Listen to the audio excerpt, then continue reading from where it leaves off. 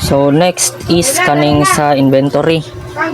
So mo ni ang pinaka main need nila ma'am sa inventory nila.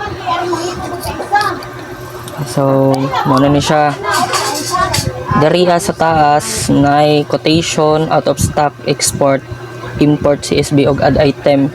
So mag-una ta sa out of stock nga button. Pag i-click din nimong out of stock, if na out of stock dariha sa inventory, ay dariha, automatic siya nga mawala dari sa table. Automatic siya nga mawala. Mo direct siya dariha. So para like kanang better visibility sa out of stock nga mga product, mo dito sa diriya. And also kaning quotation. So mani ang function aning quotation if kanang basin na sila customer like ilang distributan na sila kanang kita gani mag-inquire sila og mga kita gani ha, mag-inquire sila og pricing nila ma'am. So first nung buhaton i-enter nimo ang name sa customer, for example Mervin. Nag-inquire ko no hay ko aning product kaning 1 liter na H2O tubig. So after kun tayo na input na nimo tanan product, na-input na nimo ang tanan product, i-export PDF nimo siya. Automatic siya nga mag-generate siya og quotation na yon. So mo man nga to kung gi-select ng mga item, so makita siya dito. So mo ning na customer name Mervin which made enterprises quotation generated kano siya nagpa-quotation, tapos message sa baba kaning thank you. So mo ni iyahang quotation. So mo ning function sa quotation. Next is kaning export. Pwede nimo siya export all products og by supplier. So for example, pag mag-export ka by page, i-show 100 yun nimo siya. Kaya para 100 ka product ang ihang i-export ay kibalay ang iyang ma-fetch sa system. Ang kibalay ang i-read ba. Dili man guni siya ma-adjust kay daghan na pod siya og daghan na pod kayo og item sa inventory.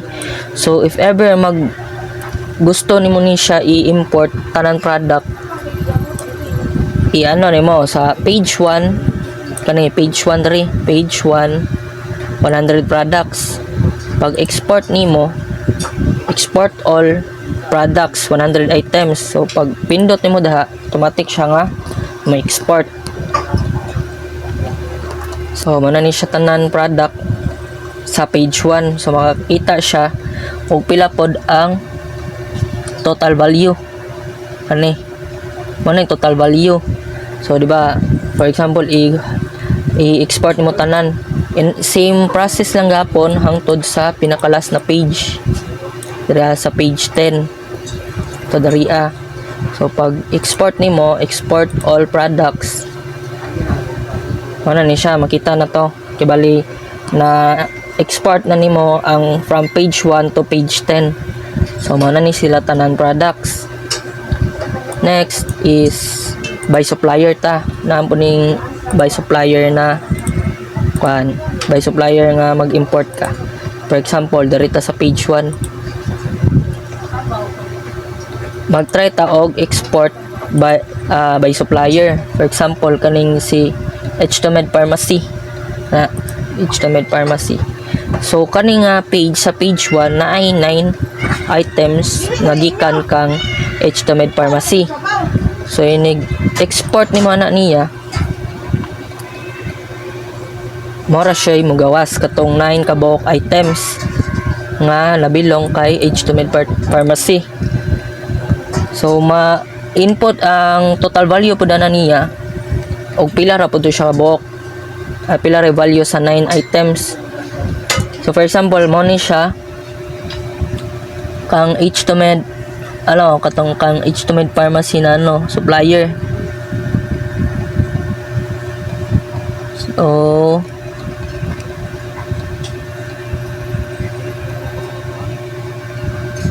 Wait sa ha.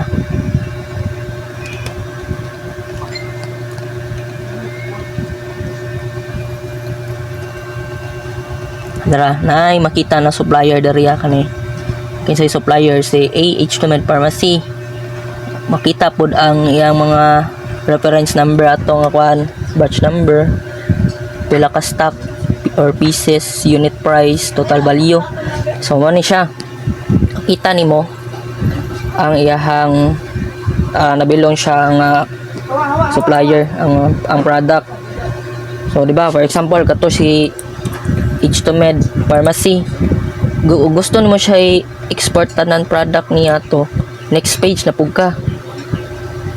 And same process ragapon na select a supplier, say AH2 Med Pharmacy. So na 4 items sa siya 4 items sa page 2. So pag export nimo na lahi na siya og kan lahi siya og price, total value ganiha, lahi man sila pricing. So mana ni siya inani ang pag-export by supplier. So basin sunod try nako if ano siya, like wala siya limit dari ma-export siya tanan product. So not sure kung saan ako siya mabuhat para like mag-export ka kibalitan ng product na siya. Next is dari na punta sa import CSV. Dari sa import CSV, ano yung pinaka-importante, labi na sa inventory ka, kay kani siya very crucial kani siya, kay mas mapadali imong trabahoan ni. So first i-download nimo ang template. So mani siya ang template, tanaw na to ang template niya.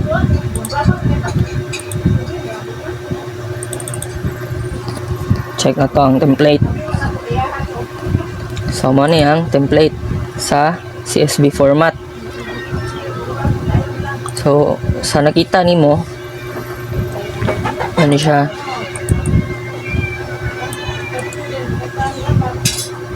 mo ni ang format sa atong CSV. So first mo buhaton na bago ka mag-import mag-import og kaning kita gani, mas better na, di ba naman ay resibo dito, napod na pangalan sa supplier. Ang buhaton dapat first jud bago ka mag-import og mga item, first jud nimo dapat buhaton is i-register nimo daan ang supplier. So for example kani existing naman ni nga mga supplier, try na to. So darita delete na to ni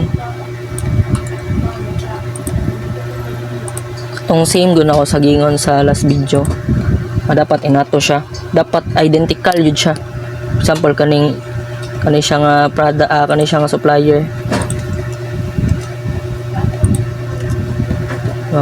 for example lang siya,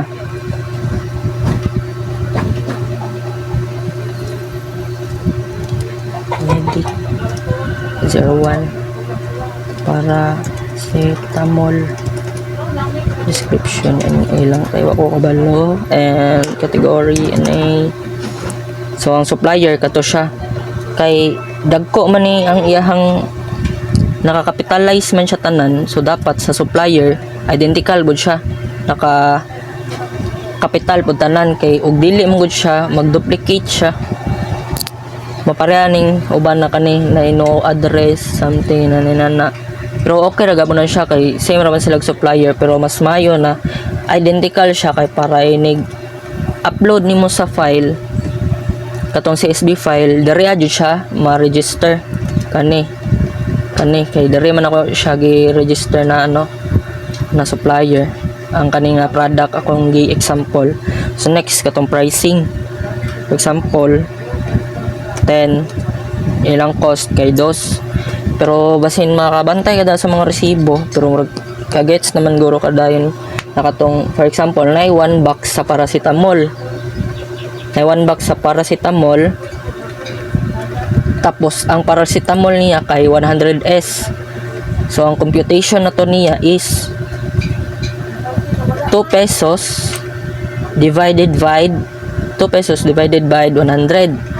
Tapos i-plus nimo sa 65%. So yun na to ang computation nila ni ma'am. So 1 box man to siya. So 100 pieces. Kibalik kay 100s man ang product. So 100 pieces siya nga tablets. And also there is a minimum. There is a minimum is pag for example kani akong gi-example na paracetamol, akong i-minimum ana 100. So kibalik pantay ang stock quantity og minimum. Ang mahitabo ana pag i-upload nako na akong sample karon, automatic siya mabutang diri sa low stock. Kay mo man ang threshold sa sa minimum nimo 100 man nya, same sila sa stock quantity. So pag mag-abot ang stock quantity og minimum stock quantity og minimum quantity, automatic siya nga mo reflect diri sa low stock alert. For example, ang stock quantity ani kay nakuha na siya, naabot na siya og 10 nya, ang minimum ani kay 10 pod. So automatic na pod siya nga mo reflect diri sa low stock alert. And ana ang kibali function sa atong sa low stock alert nga naka-connect ani nga file. And also kaning maximum is 1,000 lang na siya, pero pag ang quantity gani lapa siya 1,000, for example 5,000 kay kuan siya 50 bucks niya, 100 pieces ay 100s, so 5,000 siya. So for example kay 5,000 man siya, 5,000 pud ang quantity niya, ay mong maximum pud ana dapat 5,000 or more, bawal siya mababa. Okay, automatic siya nga mabutang siya sa minimum na low stock na siya. So dapat more or equal ang stock quantity og maximum. Tapos unit is pieces or tablets ba siya? Tablets kay paracetamol tablets. If bottle, butang lang pud siya nimong bottle para mas may balaan sa mo gamit na kani nga product is by pieces siya, ibaligya ana ba. And next kaning status kay active jud na siya pirmi kay para mo display diri sa atong inventory.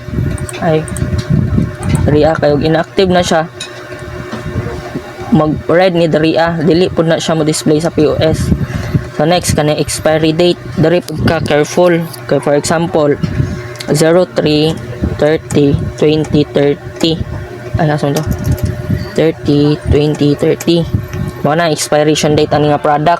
So pag kani akong i-import sa system, dawaton niya kay dili man siya expired ang product, pero pag mali ni magpindot, for example tapad man ang 3 og 2 na 2020 siya, pag i-upload na ko ni siya nga ang expired na ang product, dili niya dawaton kay mao man ay constraint sa system, bawal siya mo dawat og kana expired product na siya. So dapat careful kapag type nimo.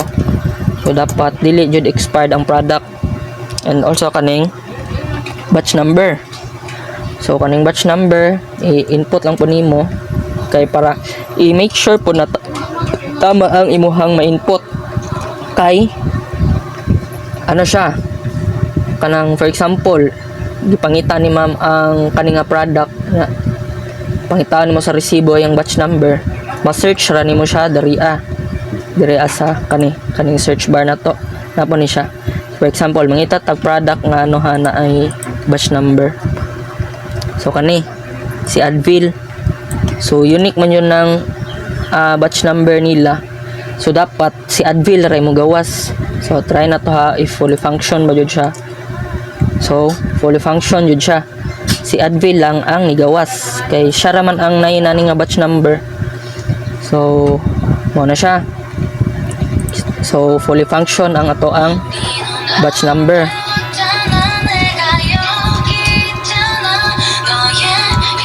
So kaning barcode pod iano lang nimo. Kaning barcode ilibit blank ra nimo kay wala mo ni sa tong system. Maglisod po tanggalan na kay basin maguba ang iyahang format sa system kay dili man kami nag-develop jud ani na system. Ang akong nabuhat lang is nagdungag ra ko. So kani pod ang nadungag kaning reference number. So dapat careful pagka diri kay lahan po ni siya function diri sa to ang search bar. So for example, mangita tagwan diri product nga na reference number. Kanina lang. Yan siya. So pag i-search na to na dara nga reference number, tanan product nga nabilong ani nga reference number mao ra ang makita sa inventory. Pwede po na nimo kani nga reference number i-export nimo 38 items. Pwede siya inana. So kay bali makita na po na ang iyahang supplier dari mas dali siya makita. Samanto naman na yung 38 dari sa Hawi chatkin sa man si Majesty Pharmacy. So select supplier Majesty Adra. So mas dali pud siya pag by reference number ang imuhang i-export.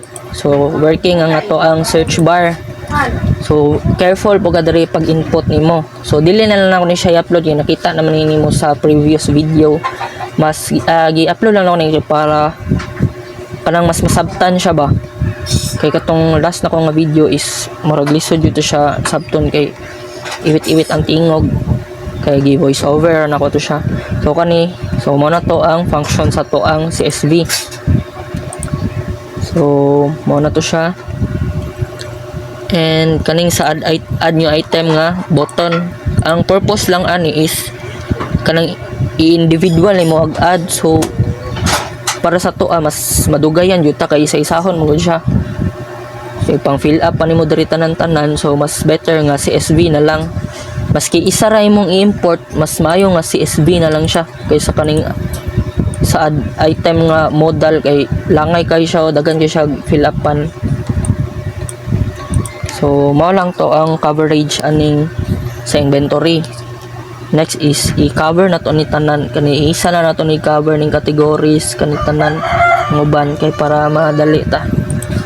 So mag-proceed ta sa next video.